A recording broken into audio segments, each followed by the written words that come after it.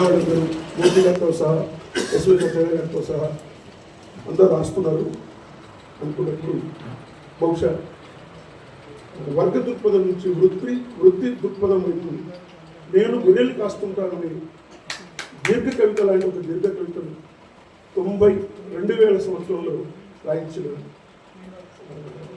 BC కవిత్వ ఉద్యమకారులు గౌరీశంకర్ గారిని ఇక్కడి నుంచి స్మరిస్తున్నాను లేదా తలుస్తున్నాను. ఎందుకంటే ఈ మధ్య కృతజ్ఞత విధేయత తక్కువైంది. అందుకని అన్ని అర్హతల కంటే కృతజ్ఞత విధేయత గొప్ప అర్హత అనుకుంటాను. అందుకని బీసీ కవిత్వ ఉద్యమాన్ని ప్రారంభించిన గౌరీశంకర్ గారికి బహుశా అక్కడ నేను నా వృత్తిని కవిత్వీకరించాను. ఆ క్రమంలో కూడా ఆ కవితకు చాలా పేరు వచ్చింది. దాన్ని తెలంగాణ సాహిత్య అకాడమీ హిందీలోకి ఇంగ్లీష్లోకి వేరు భాషల్లోకి అనువాదం చేసి చాలామంది అన్నారు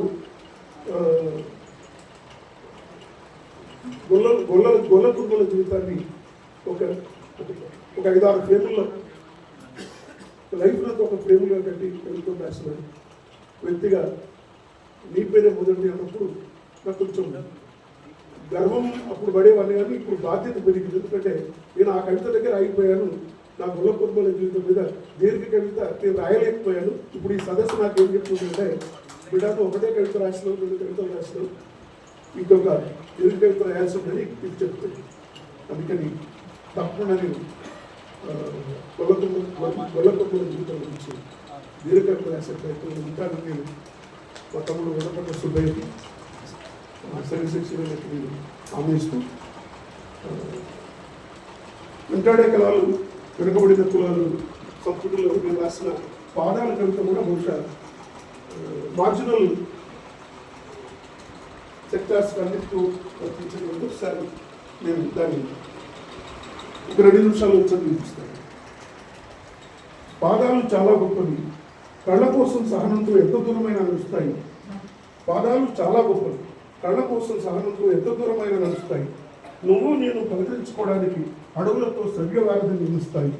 ఏమాత్రం చెప్పులు తొడిగినా సంతోషిస్తూ కృతజ్ఞతాభావంతో ముళ్లను రాళ్లను ఎదిరించడానికి మనస్సుతో జతకడతాయి. పాదాలు మార్గదర్శకాలు, ఏకాకితనాన్ని నిరసిస్తూ 10 మందితో కలుపుతాయి. తోవ పాతపడినప్పుడు మరో ప్రపంచానికి ద్వారాలు తెలుస్తాయి. కళల దృష్టిని మళ్లిస్తూ నేల ఉనికిని పట్టిస్తాయి. పాదాలు ప్రగతి పథాలు, ప్రవాహాలను అధిగమిస్తాయి. పర్వతాగ్రాలను అధిరోహిస్తాయి. గ్రహసీమలను అరచేతులు తిప్పుతాయి.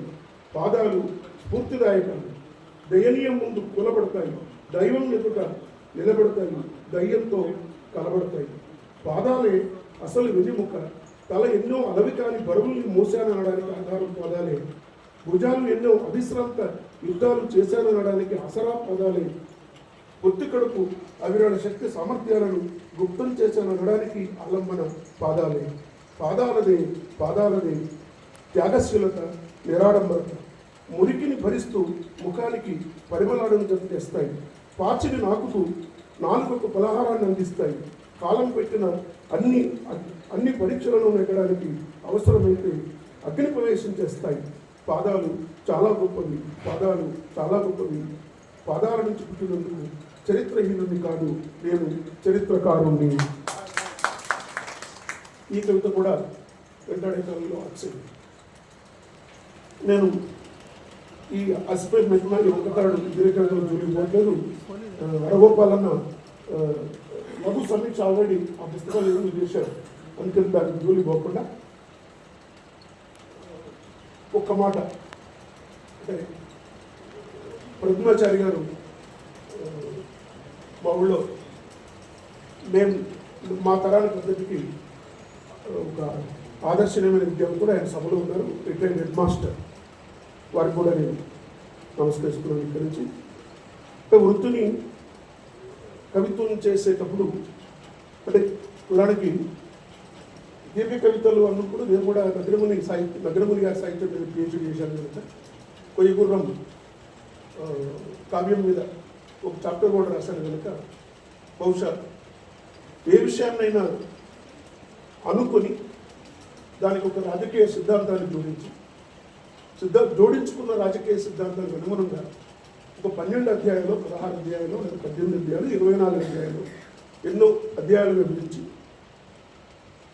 ఎట్లయితే మనం ఒక వ్యాసం రాసేటప్పుడు బిగినింగ్, మిడిల్, ఎండ్ ఎట్లా ఉంటుందో అట్లాగే దీర్ఘకవిత కూడా ఆ వృత్తి దీర్ఘకవితకు అంటే చరిత్రలో వృత్తి ప్రస్తావన అక్కడి నుంచి వర్తమానానికి మిడిల్లో వచ్చి మధ్య అధ్యాయంలో ఆ వృత్తికి సంబంధించిన సంక్షోభాన్ని లేదా వృత్తికి సంబంధించిన సౌందర్యాన్ని చెప్తూ చివరిలో అంటే ఆ దీర్ఘ కవిత బహుశా సౌందర్యాన్ని, అనుభూతిని పాఠకులకు మిగిల్చడమే మనం చేయాల్సిన పని కాదు.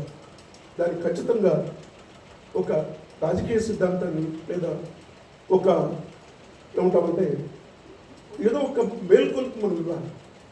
ఇక్కడ మనం ఎట్లా మన జాతిని ఎవేకం చేస్తున్నాం, ఎట్లా మన జాతిని మనం జాగృతం చేస్తున్నాం అనడానికి మనం ఏ సిద్ధాంతాన్ని, ఏ రాజకీయ సిద్ధాంతాన్ని చూసుకోవచ్చు. కానీ దీనికంటే చివరికి అంటే సౌందర్యాత్మకంగా, అనుభూతివంతంగా, స్మృతివంతంగా లేదా కరుణాసాత్మకంగా నడిచిన చివరికి మన వర్గాల్ని, మన కులాల్ని మరింత ముందుకు తీసుకెళ్ళేప్పుడు ఒక దార్శనికత, ఒక ముందు చూపు, ఒక ఎరుకను ఆ దీర్ఘకావ్యం కలుగజేసినప్పుడు బహుశా దానికి చాలా పేరు ప్రతిష్ఠ వస్తాయని నేను అనుకుంటున్నాను. నేను నగరముడి గారి కొయ్యగురి మీద అదే నేను చూశాను.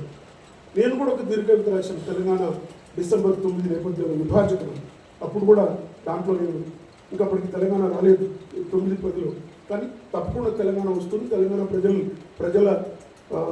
ప్రజలు నిర్వహించే శాంతియుత రాజకీయాలు, గాంధేయ రాజకీయాలు లేదా భూమి పార్శ్వం నుంచి వచ్చినటువంటి మనుషులు నిర్వహించేటువంటి ఒక త్యాగాలు తప్పకుండా తెలంగాణ చేస్తాయని నేను దీర్ఘకవితలు చివరి వచ్చాను. బహుశా అటువంటి దీర్ఘకవితలు నిలబడాలని కోరుకుంటూ ఒక్క మాట, బీసీ కులాలకు తప్పకుండా పూలే మహానుభావులు చెప్పినట్టు బీసీ కులాలు ఈ దేశానికి వెన్నెముక. బహుశా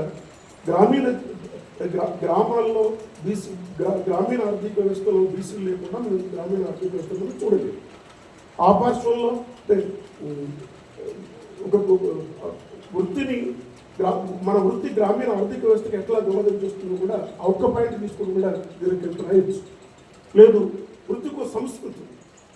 నేను చాలాసార్లు చెప్తుంటాను, పోగు అనే ఒక మాట తీసుకుంటే పోగు కట్కోళ్ళలో మాంసం పోగైంది, పద్మశాలిలో దారం పోగైంది, అవసరాలలో చెవు పోగైంది, రాజకీయాల్లో జనం పోగైతారు. అట్లా ఇట్లా ఉంటుంది. అందుకని తెలంగాణ భాషలో కూడా ఒక్కొక్క పదం కొన్నిసార్లు అది వృత్తి మాండలికం అవుతున్నట్టు అవుతుందని చెప్తూ బహుశా సంస్కృతిని వివరిస్తూ కూడా దీర్ఘకవిత రాయొచ్చు.